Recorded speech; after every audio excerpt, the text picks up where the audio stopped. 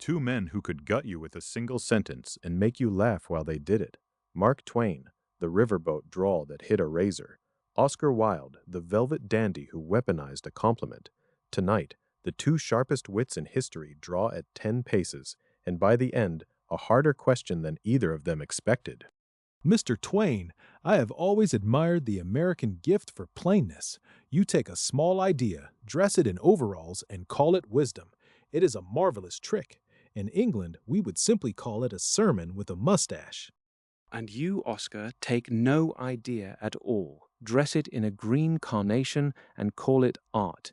I've fished off the Mississippi with more original thoughts. The difference between us is I know when I'm bluffing. You put yours on a lecture tour. A lecture tour, yes. I crossed your entire savage continent telling cowboys how to arrange their sunflowers, and they paid me for it. That is the true American dream, Mark, to be paid handsomely for saying nothing anyone needed to hear. You told the Colorado miners aesthetics, and they poured you whiskey because they figured you were dying. That wasn't admiration, son. That was mercy. Out west, we shoot the horse that limps that pretty. First blood to nobody, which is how you know it's a fair fight. But the Barbs weren't just sport.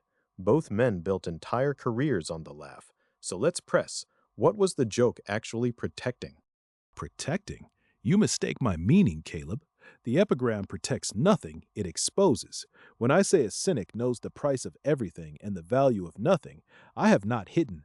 I have handed you a mirror and charged admission. That's the prettiest lie you've told yet. And you've told some beauties. The wit is a mask, Oscar, and you wore yours to the theater every single night. I wore mine to funerals. Humor is the good-natured side of a truth, and the good nature is the part that keeps them from hanging you. And yet they hanged me anyway, in every way that mattered. Reading jail did not care that I was amusing, so do not lecture me on masks, Mark. Mine came off in a prison yard, and the truth underneath was not funny at all. No, it wasn't, and that's the thing I'd never mock. I buried a daughter and a wife and a fortune, and I kept cracking wise because the alternative was to lie down in the road. The frog and the joke, Oscar, are the two things a man does when he can't afford to weep in public. There it is. Twain says comedy is armor, the good-natured coat over a wound. Wilde insists it's the opposite, exposure, not defense. So which is it? Is the funniest man in the room the most guarded or the most naked? Consider the paradox, Caleb, since Mark distrusts it so. A truth spoken plainly is merely an opinion. Men argue with it, but a truth folded into a jest slips past the guard and lodges in the heart before the listener thinks to defend himself. The joke is not armor, it is the smuggler's coat around a blade. Now that I'll drink to, and I don't drink too much, you say. I sat Huck Finn on a raft next to a runaway slave and made the country laugh its way into its own shame. No sermon could have done it. They'd have walked out of the church, but you can't walk out of a laugh, Oscar. It's already inside you.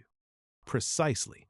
The Puritan will forgive a man anything but a good time, so I gave them the good time and hid the reckoning inside it. Dorian Gray smiles on every page, and every reader who called it wicked had, I assure you, already recognized his own face in the portrait. So we agree, near as two proud men can. The joke tells the truth, the plain word can't. But here's where I part from you, Oscar. You believed the wit was the whole man. I always knew it was the smallest part of me and the least honest. That's the fault line. Both use comedy to smuggle truth, but Wilde stakes his whole self on the surface, on style as substance. Twain treats the wit as a servant to something graver underneath. So, gentlemen, what's under the laugh when the room finally empties? Grief, mostly, and rage. Everything human is pathetic, I once wrote. The secret source of humor itself is not joy but sorrow. There is no humor in heaven. A man makes jokes because he has looked at the world square and found it unbearable and refused to be beaten by it. How very Protestant of you, to make even laughter into penance. I confess I find sorrow overrated as a muse. I wrote comedies because the world is already a tragedy, and I saw no reason to be redundant. To be witty in the face of ruin is not denial, Mark. It is the last freedom they cannot confiscate. The last freedom, yes.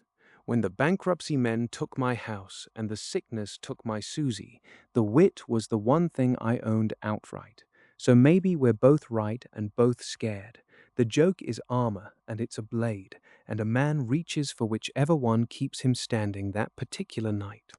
We are agreeing, Mark, and it is ruining the entertainment. Let the record show I said it more elegantly. You said the same thing, but you spat in the river first, so it would seem sincere. And you'd have said it lying down on a chase, so it would seem effortless. That's the whole quarrel between us, Oscar. Not what's true, but which pose you strike while telling it. You dressed the truth for the opera. I dressed it for the poker table. Two poses, one truth. So let me push both of you off the stage for a second. If comedy is how you tell the unbearable thing, then what happens to the man who runs out of jokes? He is not diminished, Caleb. He is finished. When the wit failed me in that cell, I did not become more honest. I became silent. The laughter was never the lie. The laughter was the only part of me brave enough to keep speaking after the rest had been sentenced. And when my jokes ran dry at the end, I wrote things so black they didn't dare print them till I was long in the ground. The mysterious stranger, no punchline in it, just the cold truth I'd been sweetening for 60 years. Turns out the sugar was the mercy. The comedy was me being kind to you. So the jester is the kindest man in the kingdom, and the only one permitted to tell the king he is dying. We were court fools, Mark, both of us. The difference is you wanted them to thank you afterward, and I only wanted them to remember the line. They remembered both our lines, Oscar. That's the joke on us. We spent our lives dressing the truth up funny so folks could swallow it, and 100 years on they've kept the costume and forgotten the wound it was covering. Every quote of ours on a coffee mug, not one of the tears. And that's where I have to pull us all the way up, because this stopped being about two dead wits a while ago. Here's what they leave you with. The funniest person you know is almost never joking about nothing. The laugh is how a human being carries a weight too heavy to set down in plain words and hands you a piece of it so light you don't notice you're holding it. Armor and blade, mask and mirror, all at once. So the next time someone makes you laugh, ask what they're really telling you. And the next time you crack a joke to keep from breaking, notice that you just told the truth in the only language that could carry it. Twain and Wilde would agree on this much. Comedy isn't the opposite of honesty. Sometimes it's the only honest thing left. I'm Caleb. Stay sharp.